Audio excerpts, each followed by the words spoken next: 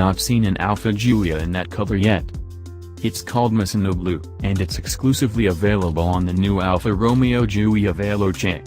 In short, it's the second sportiest Giulia on sale, sitting between all the rep-friendly diesels and the big boy Quadrifoglio. The basic stats are price, £38,260 before options, and power, which is 280 bhp from a turbocharged 4-cylinder petrol engine that measures 2 liters in size, making it a bit bigger than the one you'll find in the Alfa 4C. So what's this arrival to? Tricky question, as its positioning within its own range matches the Audi S4, BMW 340i or Mercedes-AMG C43, which all boast 6 cylinders. Its price and power peg it comfortably below them, though, while their 4-cylinder siblings are all less potent than this Alfa. Sitting in its own part of the market is kind of the Giulia's thing. However, this is the car you choose when you're bored of the German equivalents or simply put off by their Me-Too spec sheets and familiar styling. How is it in reality? There are plenty of influences from its angrier Quadrifoglio relation, which in turn are influences from the exquisite Ferrari 458 Speciale. There's a starter button on the wheel, an adjustable driving dial that allows you to have comfort damping with the dynamic engine tune and big, fixed metal paddle shifters, some of which relies on new spacing in the near-essential £1,950 performance pack.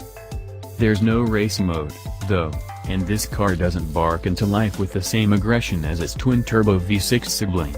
With the drivetrain set into its middle, normal mode, the Veloce mooches along quietly, calmly and with little fuss.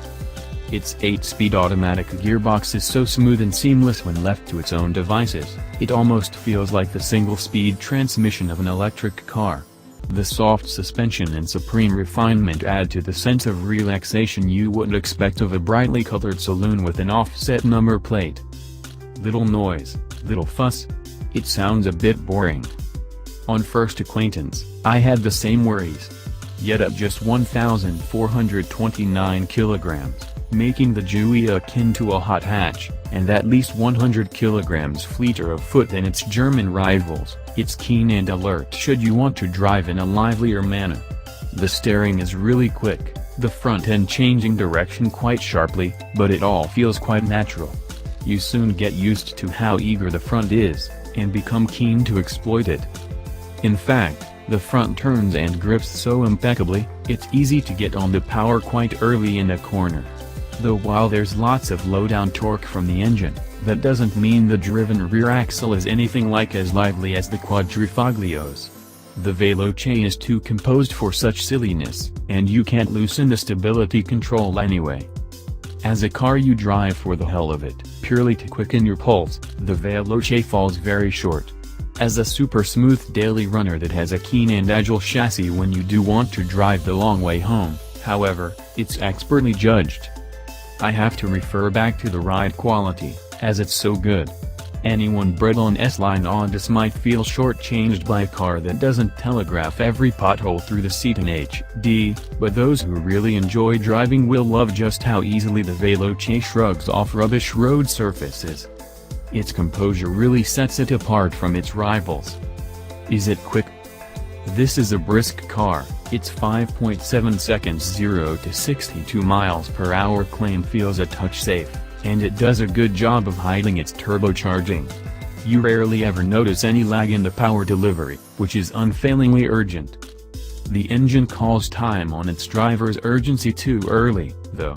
Peak power arrives at 5,250 revolutions per minute, and the rev limiter sits just below 6,000 revolutions per minute.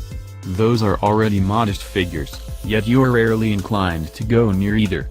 There's satisfaction in batting between the gears with those lovely metal paddles, but do so purely on instinct and you'll be changing up at something beginning with a 4. In an Italian sports saloon? Indeed. But this is no ordinary Italian sports saloon. It looks as wonderful as an Alfa 4-door should, especially with this paint, a no-brainer £695 option. Yet unlike all of its forebears in recent decades, there's more to this car than a bit of style. There's genuine talent and real, dynamic reasons to buy it over its rivals. which suddenly seem needlessly aggressive in their pursuit of performance. It ought to be easy to spend a lot of time with, too. There are ergonomic quirks. Highlights include some obstructive electric seat controls and indicators that are oddly reluctant to self-cancel. Alfa's spent its presumably limited time and budget on the right parts, instead. The steering wheel, dashboard layout and dials are all delightfully simple, the kind of touch that makes driving something quickly that bit easier from the off. So is it a cut-price Giulia Quadrifoglio? Next to the arm-waving frivolity of its 503 bhp sibling, the Veloce is a surprisingly relaxed car, smooth and quiet to the point of seeming meek when you first experience it. Its talents are buried a little deeper. Rather than being the Giulia for those who can't afford the big-hitting M3 rival, then, it's the Giulia for those who find that all a bit uncouth. It's a sports saloon of the subtly brilliant variety. It's also another great Alfa Romeo.